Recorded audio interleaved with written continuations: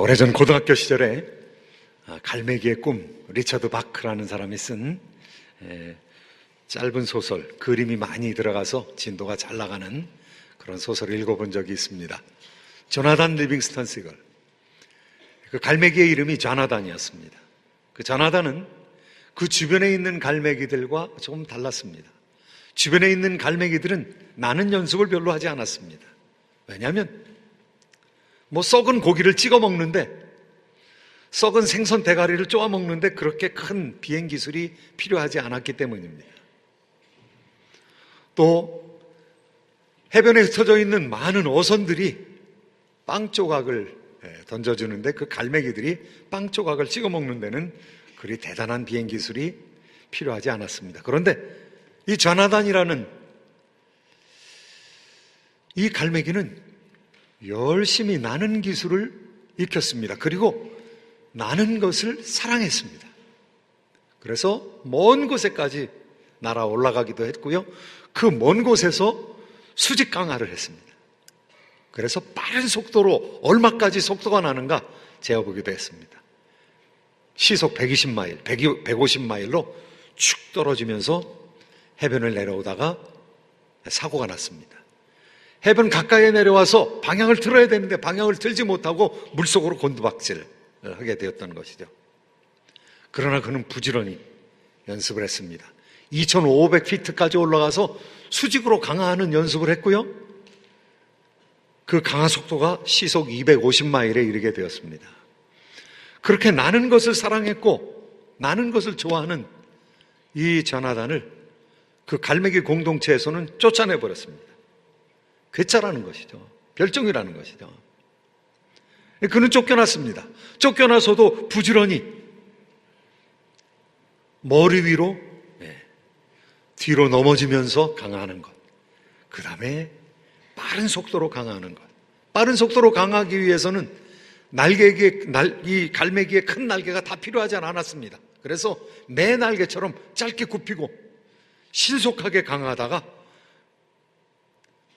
수면까지 와서는 날개를 피면서 속도를 틀고 속도를 줄이고 그리고 수면과 평행하는 방법으로 날아오르고 다시 날아서 하늘 꼭대기로 올라가는 그런 여러 가지 날개짓 방법을 익히게 되었던 것이죠.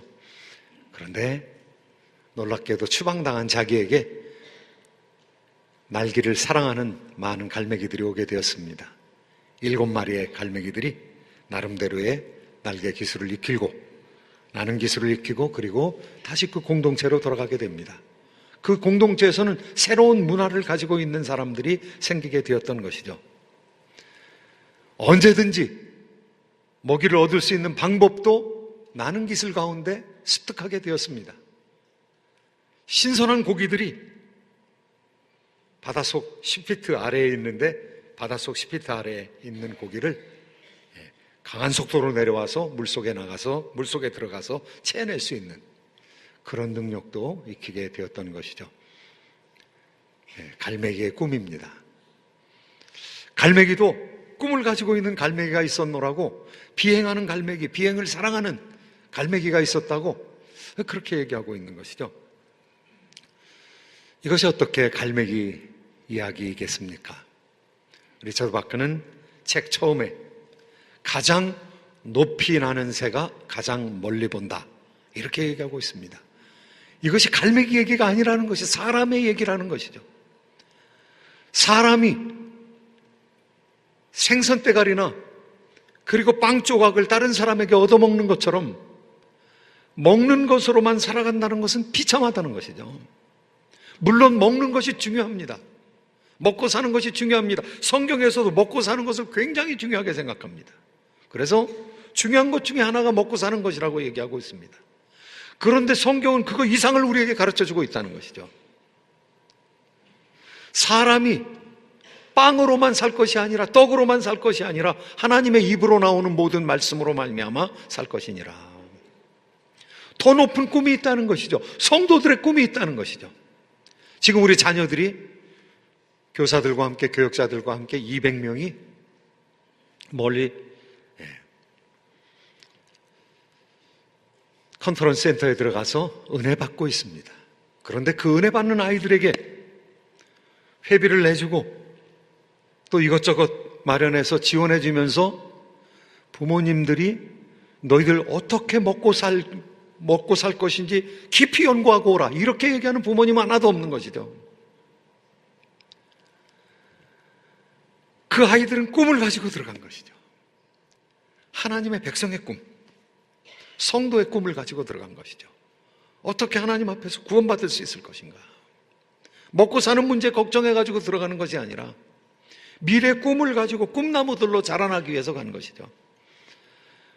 눈이 오는 날이라 금요일 날 모였는데 금요일 날 저녁에 들어갈 수가 없었습니다. 그래서 교회에서 한 200명의 사람들이, 학생들, 또 교사들, 교육자들 다 같이 잤습니다. 그리고 날이 밝고 나서 토요일 날 아침에 출발을 했습니다. 안전을 위해서 그렇게 한 것이죠. 200명이 이 교회에서 잔다는 거, 그리고 추억을 마련한다는 거, 먹고 사는 일과는 조금 관련이 없는 일입니다. 우리 성도들도 그렇습니다. 2017년 들어서서 먹고 사는 문제가 중심 문제죠. 굉장히 중요한 문제죠. 그런데 그것만이라면 얼마나 우리의 삶이 비참한 것입니까? 가지고 하나님 앞에 나가서 겸비하게, 겸손하게 하나님 앞에 간구하게 되었던 것이죠. 여러분, 어떤 때 금식하십니까? 금식 많이 해보셨죠? 저도 금식을 해봤습니다. 제가 교회 문제가 있을 때 금식해봤습니다. 또 개인적으로 여러 가지 어려운 문제가 있을 때 여러 차례 금식을 해봤습니다. 그런데 깨닫지 못했기 때문에 내가 기도했다, 깨닫지 못했기 때문에 내가 금식했다, 이런 적은 별로 없는 것 같아요.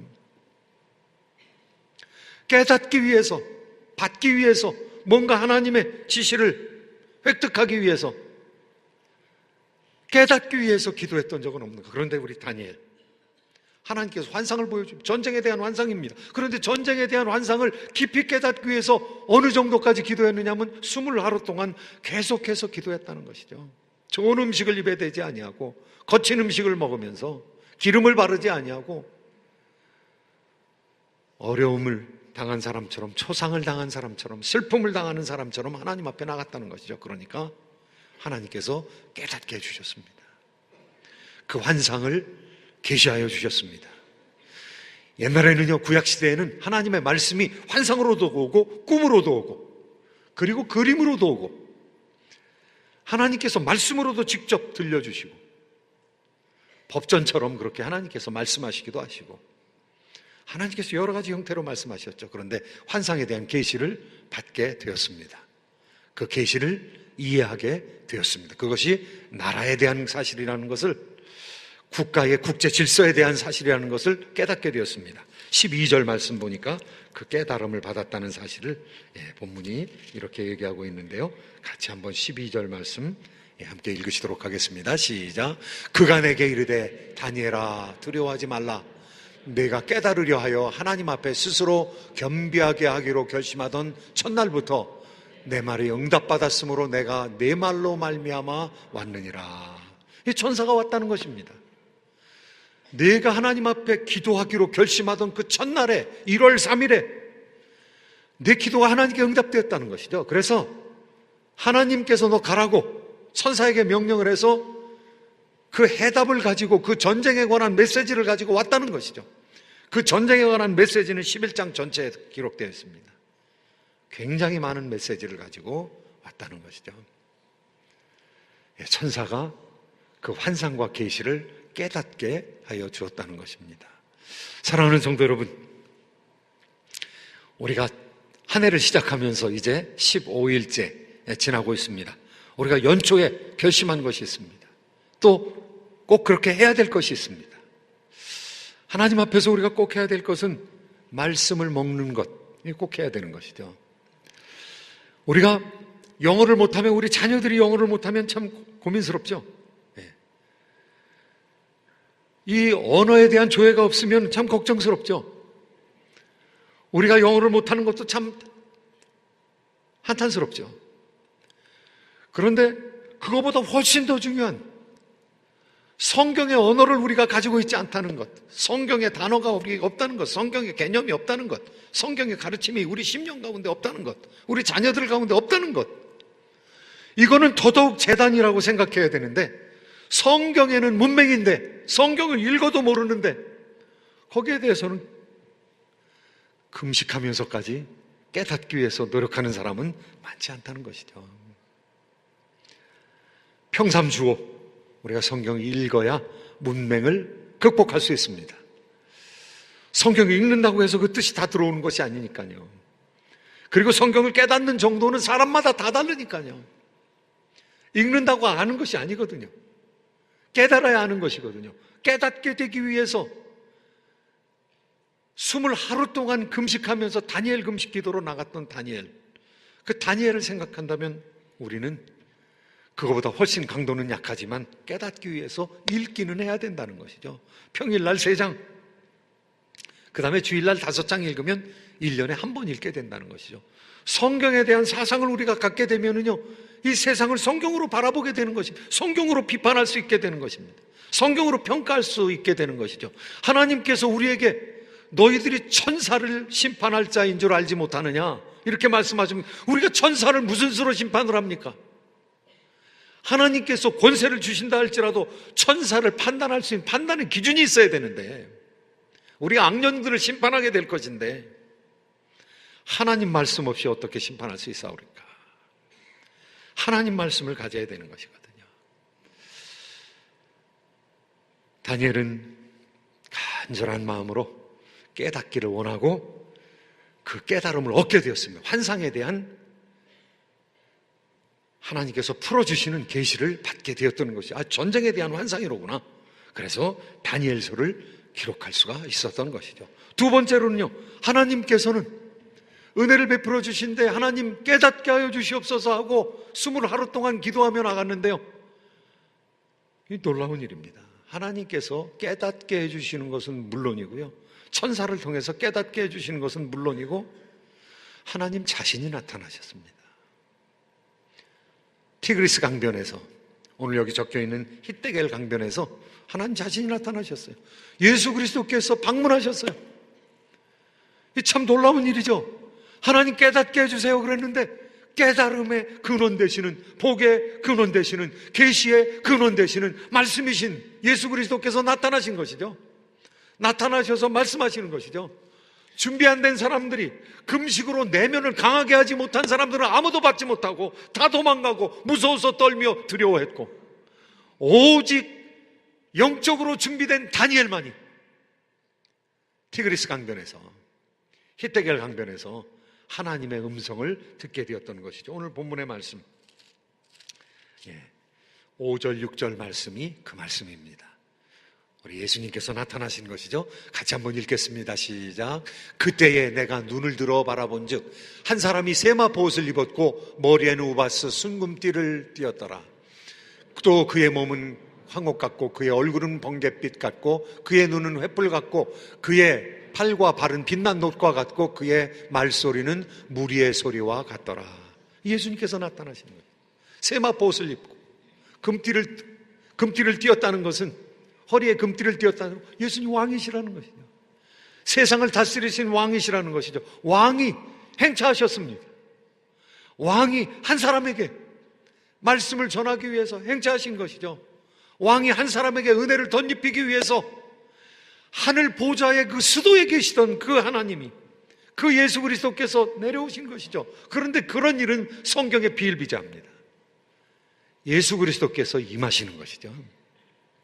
아브라함에게 예수 그리스도께서 임하셔서, 선지하시던 예수 그리스도께서 임하셔서 내가 아브라함에게 나의 행할 일을 숨기겠느냐. 야복강가에 나타나셔서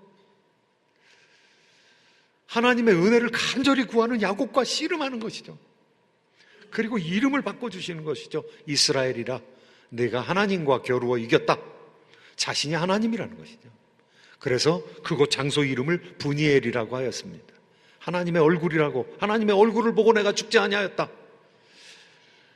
우리 예수님께서, 선지하시던 예수님께서 육신으로 오시기 전에 사람들에게 나타나셨던 것이죠. 육신으로 오고 나신 이후에서도 하늘과 땅의 모든 대권을 잡으신 예수님께서 제자들에게 나타나시는 것이죠. 바울을 변화시키기 위해서, 사울을 변화시키기 위해서, 사울을 바울로 만들기 위해서 나타나시는 것이죠. 계시록에서 나타나시는 것이죠. 그 나타나신다는 것은 네가 세상의 중심이라는 것입니다.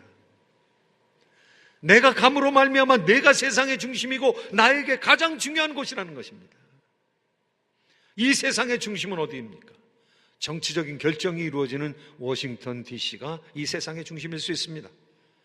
모스크바가 세상의 중심일 수도 있습니다. 대한민국의 삼청동에 그곳에 청와대가 있는 그 동네가 중심일 수 있습니다. 그런데 하나님께서는 하나님이 계신 곳이 중심이거든요. 그런데 하나님께서 내려오시는 거예요. 역사의 현장 속으로 내려오시는 거예요. 예수 그리스도께서 3년 반 동안 공생해 하시던 그 사역의 장소, 그 유대 땅은 역사의 중심이었습니다. 모든 신앙과 구원을 받는 하나님의 백성들의 중심이었습니다. 예수님께서 오신 곳이 중심인 것이죠. 사도 요한이 반모섬에 있을지라도 반모섬에 예수님께서 임하셨거든요. 환상 가운데 임하셨거든요. 큰 소리와 장엄한 모습 가운데 임하셨거든요. 그것이 역사의 중심입니다. 하나님의 은혜의 중심입니다. 예전에 사람들은요, 철학을 하는 사람들은 그랬습니다. 당시의 최고의 철학자 이마누엘 칸트가 활동하던 시대에 이마누엘 칸트가 활동하고 있는 작은 도시, 그곳에서 그가 연구하고 있는 그의 집이 세계 철학계의 중심이었다. 그거 사실은 맞는 이야기입니다.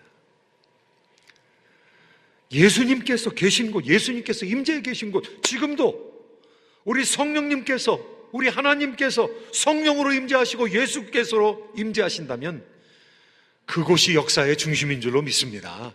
왜냐하면 예수님께서 역사의 중심이시기 때문에 그렇습니다. 우리 하나님께서 역사의 중심이시기 때문에 그렇습니다. 우리가 한인이기 때문에 변두리에 살아가고 있습니까? 이민교회이기 때문에 한국교회로 보면 변두리입니까? 여러분의 자녀들이 주류 사역이 아니기 때문에 변두리입니까? 그렇지 않습니다. 오직 성령이 임하시면, 오직 예수 그리스도의 임재의 영광이 있으면 그곳이 역사의 중심이 되는 것입니다. 영적인 자긍심을 가지며 살아갈 수 있도록 하나님께서 티그리스 강변에 다니엘에게 나타났던 것이죠. 깨닫기를 간구하는 그 선지자에게 나타나시되, 참 예수님의 은혜가 참 풍성한 것이죠. lavishness, 너무너무 풍성한 것이죠. 그냥 하나님께서 우리를 위해서 과용하시는 거죠. 엄청나게 풍성하게 임하시는 것이죠. 우리가 간구하는 것을 주시는 것은 물론이요, 완전히 예상하지 못한 하나님의 영광, 왕께서 임재해 주시는 것이죠. 아니, 그냥 말씀만 하셔도 되는데 예수님께서 친히 나타나셔서 하나님의 영광을 우리에게 보여주시는 것이죠. 여러분의 삶이 성삼위 하나님께서 함께 하심으로 말미암아 역사의 중심 되시기를 예수님의 이름으로 축복합니다. 마지막으로는요, 천사들이 방문하는 거예요. 천사들이 방문하는 거예요. 하나님을 보았을 때, 하나님의 영광을 보았을 때 그냥 엎드려졌어요. 죽은 자 같이 되어버렸어요. 하나님의 영광이 감당이 안 됐어요. 죄인으로서 하나님의 놀라운 역사가 참으로 자신을 죽일 듯이 임재하고 관통해버렸던 것이죠. 하나님 앞에 엎드릴 수밖에 없었던 것이죠. 그런데 천사가 와가지고 그의 배를 올려서 무릎을 꿇고 일어서게끔 만들어줍니다. 그리고 힘을 내라고, 두려워하지 말라고, 네가 기도했을 때 그 첫날에 하나님께 드린 기도가 응답받았다고, 그래서 내가 왔다고, 그리고 나서는 하늘에 전쟁이 벌어지고 있다는 사실을 가르쳐주고 있습니다.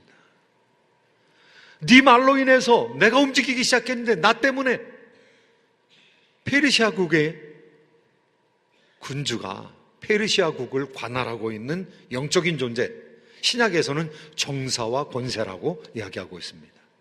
우리의 싸움은 혈과 육에 대한 싸움이 아니요 정사와 권세와 어둠의 세상 주관자들과 하늘에 있는 악한 영들을 대함이라 그랬거든요. 그런데 영적인 싸움이 어떻게 일어나느냐 하면은요, 기도하면서 일어나기 시작하는 것입니다. 하나님께서 그 기도에 응답해 주셔야 되거든요. 하나님 자녀들의 기도에 응답해 주셔야 되거든요. 하나님의 자녀들이 기도하니까 그 기도 때문에 천사가 움직이거든요. 천사가 움직이니까 악령들이 움직이거든요. 그 메시지를 가지고 왔는데 그 메시지를 가져오지 못하도록 막고 있는 것이거든요. 흑암의 권세들이 하나님의 권세를 막고 있는 것이, 하나님의 집행을 지금 회방하고 있는 것이죠. 그러니까 미가엘이라는 대천사가 등장을 했습니다. 미가엘이라는 천사가 다른 정사와 권세를 묶고 있는 동안에 이 소식을 전달하는 헤럴드가 된 이 천사가, 사신이 된 이 천사가 다니엘에게 왔습니다. 다니엘에 와서 다니엘에게 계시를 전달해 줍니다. 기도하는 하나님의 백성들을 통해서 천상의 영계의 전투가 일어난다는 것이죠. 영적인 전쟁이 일어난다는 것이죠. 오늘 말씀 13절, 14절 말씀에 그 내용이 이렇게 적혀 있습니다. 같이 한번 읽겠습니다. 시작. 그런데 바사 왕국의 군주가 21일 동안 나를 막았으므로 내가 거기 바사 왕국의 왕들과 함께 머물러 있더니 가장 높은 군주 중 하나인 미가엘이 와서 나를 도와주므로 이제 내가 마지막 날에 내 백성에 당할 일을 내게 깨닫게 하러 왔노라. 이는 이 환상이 오랜 후의 일임이라 하더라. 바사국 군주가 있고요, 그리고 거기 왕들이 있다고 그랬습니다. 그런데 바사국 왕들이 어떻게 천사를 막습니까? 여기 바사국 왕은 세상의 어둠의 세상 주관자들입니다. 정사와 권세입니다. 악한 천사들인 것이죠. 악한 천사가 하나님의 어명이 지금 전달되고 있는데 그 어명을 막는 것이죠. 하나님을 대적하여 일어난 악한 천사들이 있다는 것이죠. 이 세상은 격동하는 세상입니다. 격동하는 세상으로 지금 들어가고 있습니다. 미국과 중공이 갈등하고 있습니다. 미국과 러시아가 갈등하고 있습니다. 우리 고국에서도 비상한 사태가 일어나고 있습니다. 촛불이 일어나고 있습니다. 촛불에 대항해서 태극기를 든 맞불이 일어났습니다. 숫자가 뒤바뀔 정도로 맞불이 많아졌습니다. 종북 세력이 드러나고 있는가 하면은 이제는 보수 세력도 서서히 자신의 모습을 드러내고 있습니다. 격동하고 있는 그런 세상을 우리가 살아가고 있습니다. 그런데 이 격동하는 것은 사회 현상이 아닙니다. 이 정치 현상이 아닙니다. 이거 영적인 현상입니다. 이 사회 현상, 제도적인 가시적인 현상 속에서는 우리에게 보이지 아니하는 천군 천사들의 엄청난 갈등이 있는 것이죠. 하나님 앞에 부르짖고 기도하는 사람들로 말미암아 갈등이 생기는 것이죠. 사탄의 의도가 그냥 관철되지 못하도록 기도하는 사람으로 말미암아 사탄의 진들이 훼손당하고 있는 것이죠.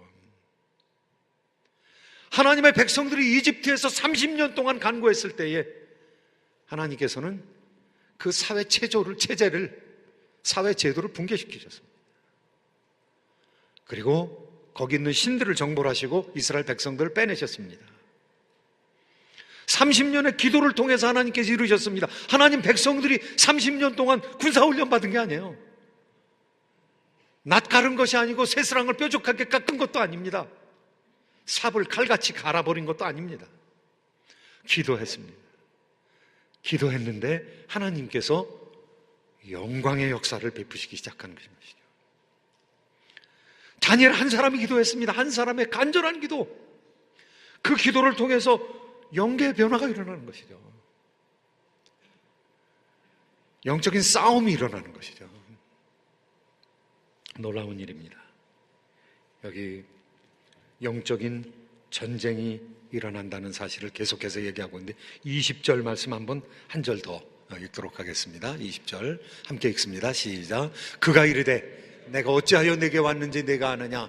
이제 내가 돌아가서 바사 군주와 싸우려니와 내가 나간 후에는 헬라의 군주가 이를 것이라. 바사 군주와 싸우러 간다는 거, 영적으로 전투하게 된다는 거죠. 그런데 지금 페르시아라는 나라가 세워진 지 얼마 안 된 나라거든요. 그런데 영계 배후에서는 지금 싸움이 일어나고 있거든요. 페르시아가 200년 계속되거든요. 그리고 페르시아라는 나라가 끝난 후에 어떤 군주가 오는가 하면은 헬라 군주가 오거든요. 헬라 군주는 알렉산더 대왕입니다. 200년의 역사를 지금 내다보고 있는 것이죠. 천사가 가르쳐 준 것이죠. 페르시아라는 나라가 끝나면 헬라라는 나라가 온다. 그런데 그 중에서도 교회는 변화되지 않는다.